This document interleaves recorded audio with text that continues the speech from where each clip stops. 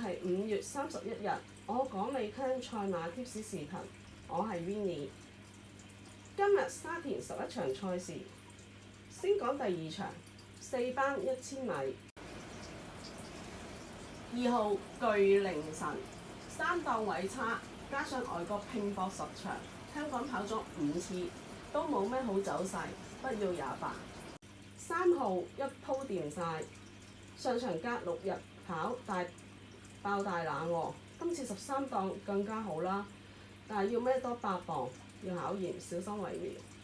4號渾身解數，受病患腳患影響，休息咗5個幾月，試大閘冇乜好走勢，加上對手強，機會談不上。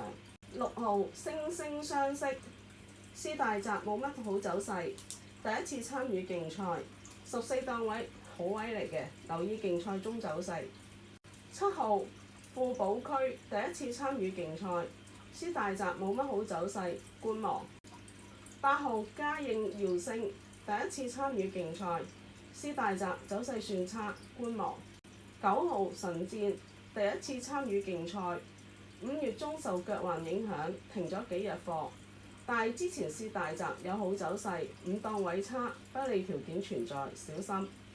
11號勇騎飛第一次參與競賽，試大閘走勢算差，2檔位差，機會更加微。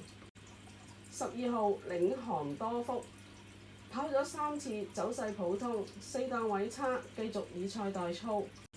14號不勞而獲編班之後跑咗10次，毫無走勢，1檔位差，冇機會嘅打。第2場提供1號路路徑，13號福進，10號暴風影，5號紅桃新星。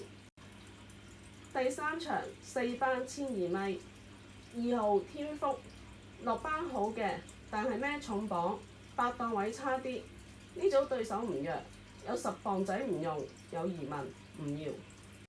3號百威多贏落4班跑1200啱跑，但係曾經4月中停過課，加上連拼多仗先得個第3、第2都冇，加上呢組對手唔弱，都係唔要。5號奧華發上場初跑走勢算差，繼續以賽代操。6號領進輝煌上場初出跑第10，負8個馬位，走勢算差，繼續以賽代操。8號閃電奇進上場走勢極之普通，隔14日加上9檔位差，多馬搶放，機會大打折扣。9號威神區跑咗2場，走勢算差，1000零磅馬仲要瘦23磅，極之不理想。14檔位差，不要也罷。11號韓至尊加眼罩，想隻馬集中啲，放頭或者跟前走，跟住好位跑，但係10檔位差，加上對手唔弱，不要也罷。12號嘉應光彩受腳患影響，加上12檔位差，擺前走，多馬同佢鬥搶放，機會大打折扣。13號觀萬物5班贏咗，上返4班跑，走勢算差，隔7日跑，體力未必足夠應付，小心為妙。14號閃電升福43分冇優勢，加上轉沙田13檔位差，考驗大，機會談不上。第3場提供4號天天灑落，1號和道風，7號粵進聯歡，10號快樂共濟。第6場4班2000米，1號同益線，1000零磅馬跑長途孭重磅，10檔位差，削弱機會。2號見飛星跑咗8次冇乜好走勢，真情加上孭重磅，12檔位差，考驗大，小心為妙。3號安可評分比贏馬仲要低，但係孭重磅，隔7日跑，呢組對手唔弱，考驗大，小心為妙。4號雙贏52分，評分冇優勢，加上季尾對手狀態跑起，又要讓對手磅蝕底啲，得個搏字。5號風火行雲52分評分冇乜優勢，加上孭重磅，14檔位差，機會大打折扣。6號百勝金龍連拼2場加14日再跑，但係體重瘦咗12磅，體力未必足夠應付，小心為妙。11號富起來4班冇着數，等落5班先至諗啦。12號夢照發上場贏咗，隔14日跑孭多7磅，11檔位差，對手增強，機會不在。13號和道威4班冇優勢，加上隔14日跑，對手唔弱，得個搏字。14號嘉樂寶區隔14日跑，真情13檔位差，當頭有馬同佢鬥搶，後追未必有快步速俾佢，減多1分可以落班，都係唔要。第6場提供10號密密送，8號唯美主義，7號大輝煌，9號線路福將。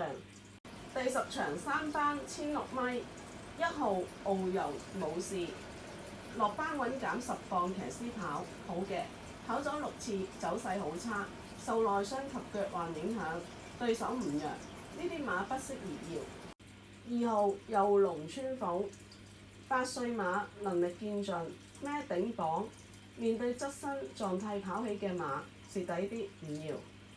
4號一生好彩，75分評分冇優勢，13檔位差，面對側身跑起嘅馬，佔唔到優勢。5號活力拍檔跑7次，全入3甲，仲有3個 win， 算叻㗎。可惜今次12檔位差，要考進度，加上大熱門，都係唔要。6號星幻跑咗8次，4甲不入，11檔位差，更加難發揮。8號奇異果上場轉倉，初出跑第7，負4個馬位，走勢普通。今次真情好嘅，留意臨場票數啦。9號不同世界轉跑沙田草地，就算揾減7磅騎師跑，都佔唔到優勢，加上對手多，4甲機會都冇。10號高山神區3歲自購馬，香港第一次出賽，師大澤走勢普通，但係3班跑1600考驗大，小心為妙。12號名揚四海跑咗3次，走勢可以，真情好嘅，3檔有權放頭或守好位跑，但係隔14日跑，對手唔弱，都係放棄。13號奮鬥心3班絕對冇着數，加上14檔位差，加上跑田草，可以唔要。第10場提供14號都靈冠星，10號三寶進財，7號共享富裕，3號安都。今日提供值得投資，1 win 4 pay。第2場1號路路徑，第3場4號天天灑落。祝各位有緣人 win Q 齊中，多謝收睇。各位有緣人，多謝支持我講你聽賽馬貼士視頻，大家記得訂閱，俾個讚，加埋分享我哋嘅視頻俾朋友，多謝。